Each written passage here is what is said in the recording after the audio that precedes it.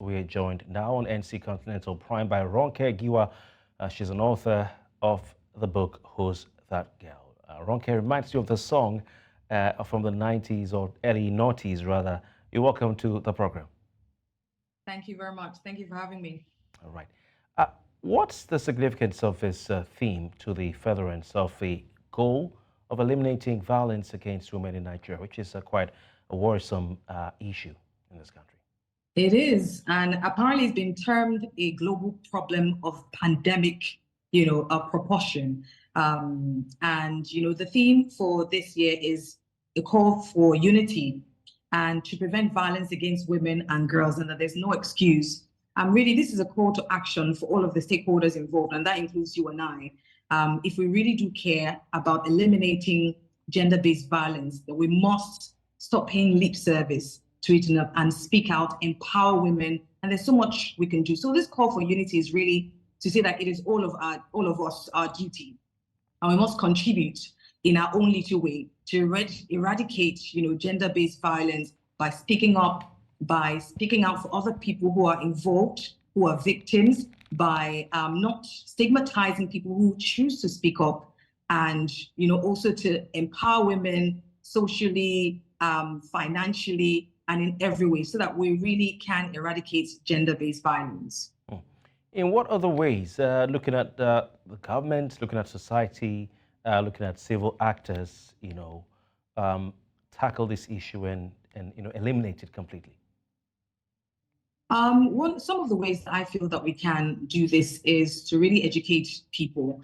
Obviously, we still have the inequality, the gender imbalance, and stakeholders at different levels, locally, nationally, and globally, must lend their voices to saying that there should be gender equality for women. So I think that that's number one: educate people even in rural areas, because obviously one of the reasons and issues that this obviously keeps happening is that women are silenced. So there's the danger of silencing women who do come out. We see it all the time. When women come out and talk about, their struggles, people ask them, to be quiet. So we must ensure that people are leaders at all levels, also lend their voices to empower girls and women. So I think that's very important. Also investing in women and girls is very important. We know the dangers of gender-based violence. It's beyond just the women, but it also affects the community, affects the economy,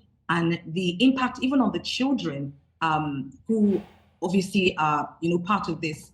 We cannot overemphasize how impactful it is when we speak up and when we empower women. Also, we must support survivors. Is important, because when people come out to speak up in Africa, especially when they go to police, we hear cases of even security officials saying you have to go home, it's a family issue. We must empower our police officers and security officials to support women who have come out to speak up and talk about their issues with gender-based violence. So I think these are some of the things that we can put policies in place and also execute them, because I know that we have certain policies in place, but we have issues with executing. So when women come out to say that they have been involved in gender-based violence, what do we do? Do we send them back to their homes? How do we empower them so that they don't go back, to such situations? We know that obviously the more secure financially a woman is, there's obviously less of a chance that this will happen. Right. Even though we do have women who are financially secure, who have these issues. Gender-based violence is no respect of person, whether whatever your religion is, whatever your financial status is. We have women from different walks of life, being victims of gender-based violence.